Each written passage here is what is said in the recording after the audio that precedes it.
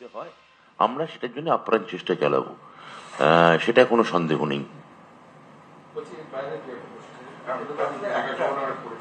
আমি এই রায়কে এখনো পর্যন্ত যা আসছে, বিরোধীরা বলছে সেন্টিমেন্টের পর্যাপ্ত মানবিকতার কারণে, যেহেতু 9 বছর আছে কিন্তু মানবিকতার কারণে এই রায় হয়েছে।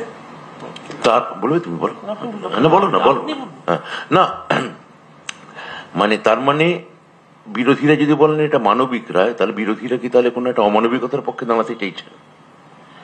বিরোধীরা তার বলতে চাইছেন যে যে আমার মুখ্যমন্ত্রী মমতা বন্দ্যোপাধ্যায় যে যে মানবিক হবার কথা বলেন, এই ন্যারেটিভটা কি তারা বাতিল করতে চান? আমি যেটা পড়েছিলাম, দণ্ডদাতা কাঁধে যাবে সমান আঘাতে, দণ্ডিতের সাথে দণ্ডদাতা কাঁধে যাবে সমান আঘাতে, সর্বশ্রেষ্ঠ সে বিচার, যার তরে প্রাণ ব্যথা নাহি পায়, তারে দণ্ডদান বিধাতার অত্যাচার। গান্ধারীর আবেদন, রবীন্দ্রনাথ ঠাকুর। আমার বক্তব্য হচ্ছে যে এই আবেদন, আপনারা কি তাহলে গান্ধারী হলেন? আপনারা চোখে ঠুলি পড়ে আছেন, আপনারা মুখ্যমন্ত্রীর মানবিকতাকে ব্যঙ্গ করছেন, এবং সেই ব্যঙ্গ করতে গিয়ে এখন বিচারপতিকেও ব্যঙ্গ করে মানবিকতাকে ব্যঙ্গ করে আসলে অমানবিক বলতে চেয়েছেন। সেন্টিমেন্ট এখানে জেতেনি, আইনের কাছে সেন্টিমেন্টের কোনো মূল্য নেই। আমি বলছি যে বিচারক বদলায়, রায়ও বদলায়, আইন জেতে। আজকে প্রমাণিত হলো আইন জিতেছে। আমি কেউ কেউ এর বিরুদ্ধে সুপ্রিম কোর্টে যেতে পারেন, কেউ এই রায়কে ব্যঙ্গ করতে পারেন, বিচারপতিদের ব্যঙ্গ করতে পারেন, আমি করব না। আমি বিচারপতিদের, এমনকি আপনারা এসেছি যে বিচারকের কথা বললেন, আমি তাকেও সম্মান জানাই, আজকে যিনি অর্ডারের কথা বলেছেন। কথা হচ্ছে যে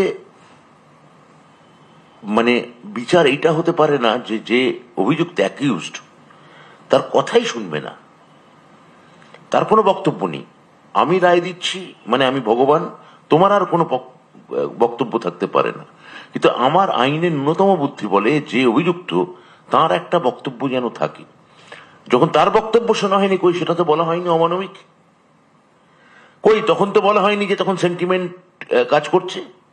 যখন বিনা অপরাধেই 26,000-এর চাকরি সিঙ্গেল বেঞ্চ খেয়েছিল, 32,000 না 26,000 প্রথম এবং 32,000, তখন কি তার বক্তব্য শোনা হয়েছিল?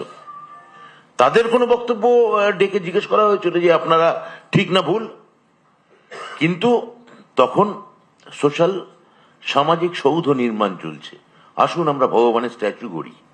কেউ কেউ মার্বেল নিয়ে আসছিল, কেউ কেউ ইট নিয়ে আসছিল, কেউ বালি নিয়ে আসছিল। আসুন আমরা স্ট্যাচু গড়ে তুলি। এই দেখুন কেমন সুন্দর ভগবান, ভগবান বড় লম্বা। আজকে ভগবান মাটিতে চুরচুর হয়ে ভেঙে সে স্ট্যাচু গুঁড়িয়ে গেছে। প্রমাণিত হয়েছে যে ভগবান বলুন, আল্লাহ বলুন, ঈশ্বর বলুন, সেটা গড বলুন, মানুষ কখনো ভগবান হতে পারে না। সেই চেষ্টা যদি কেউ চালায় তাহলে তার জাহান্নাম বা নরক তার জন্য অপেক্ষা করে।